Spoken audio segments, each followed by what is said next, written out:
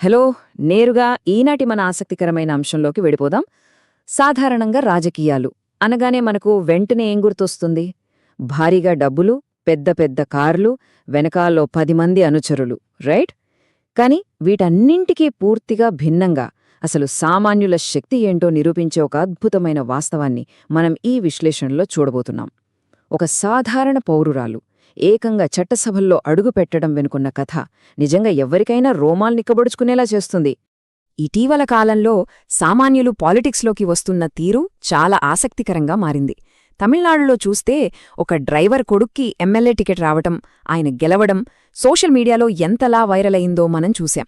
అయితే సరిగ్గా ఇలాంటిదే, కాకపోతే దీనికంటే మరింత ఆశ్చర్యం కలిగించే ఇంకో అద్భుతమైన ఉదాహరణ పశ్చిమ బెంగాల్ నుంచి వెలుగులోకొచ్చింది.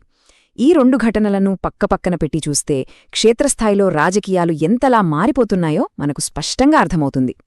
నిజానికి ఇదొక అద్భుతమైన ట్రెండ్ అని చెప్పాలి.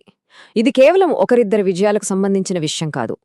రోజువారీ జీవితంలో రెక్కల కష్టం మీద బతికే సామాన్యులు కూడా రాజకీయ ముఖచిత్రంపై బలమైన ముద్ర వేస్తున్నారనే ఒక విశాలమైన మార్పునిది తెలియచేస్తోంది. ఎవరైతే చట్టాలను పాటిస్తారో వారే ఆ చట్టాలను చేసే స్థాయికి ఎదగడం నిజంగా మనం గమనించాల్సిన ఒక పవర్ఫుల్ పాయింట్. సరే, ఇంతకీ ఈ కథకు కేంద్ర బిందువైన ఆ మహిళ ఎవరు అన్నది ఇప్పుడు చూద్దాం. ఆమె పేరే కాళితా మాఝీ, పశ్చిమ బెంగాల్కు చెందిన 37 ఏళ్ల మహిళ.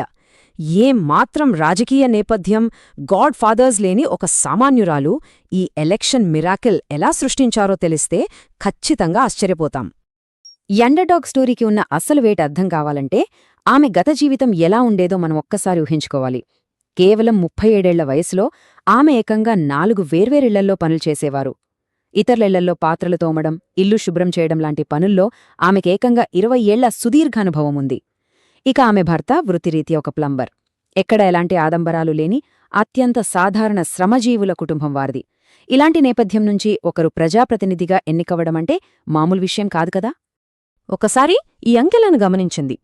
నెల మొత్తం ఆ 4 ఇళ్లల్లో కష్టపడితే ఆమెకు వచ్చే మొత్తం ఆదాయం కేవలం 2,500 నుంచి 4,000 రూపాయల మధ్యలో మాత్రమే. నేటి కాలంలో ఈ కొద్దిపాటి మొత్తంతో ఒక కుటుంబాన్ని నెట్టుకురావడమంటే మాటలా? కాని ఆ తీవ్రమైన ఆర్థిక ఇబ్బందులేవీ కూడా ఆమె రాజకీయ ప్రయాణాన్ని ఆపలేకపోయాయి.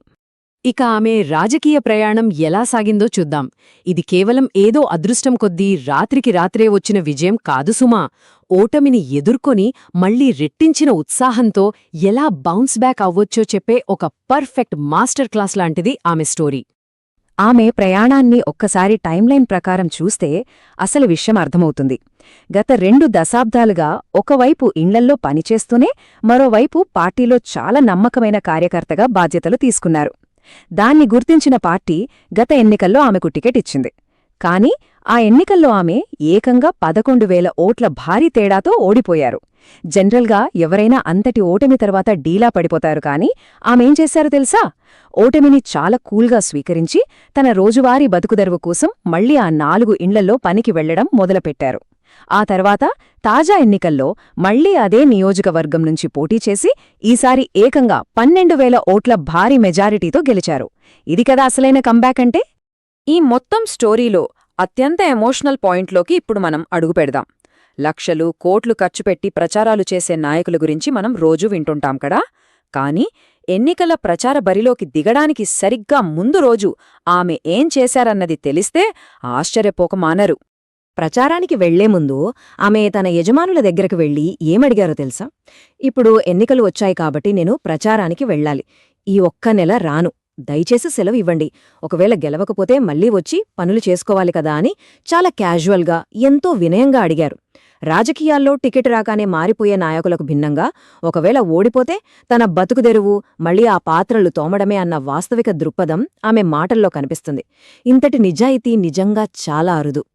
సరే, ఇదంతా కేవలం ఒక వ్యక్తిగత విజయం మాత్రమే కాదు.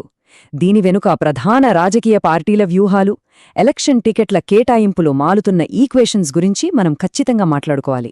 కేవలం డబ్బున్నవారికే కాకుండా నేలపై నడిచే సామాన్య కార్యకర్తలకు, ప్రజలతో నేరుగా మమేకమయ్యే వారికి పార్టీలు అవకాశం ఇవ్వడమనేది ఒక పెద్ద స్ట్రాటజిక్ షిఫ్ట్ అని చెప్పొచ్చు. ఈ పరిణామాలన్నీ చూస్తుంటే మనకు చాలా ఆసక్తికరమైన నిష్పాక్షికమైన ఒక ప్రశ్న తలెత్తుతోంది.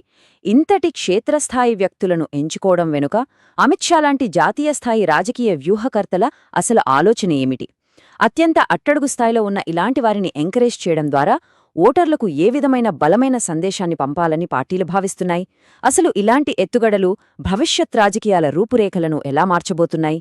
ఈ ప్రశ్నలకు కాలమే సమాధానం చెప్పాలి. ఖచ్చితంగా ఈ టాపిక్ గురించి మనం ఇంకా లోతుగా ఆలోచించాల్సిన అవసరమైతే ఉంది.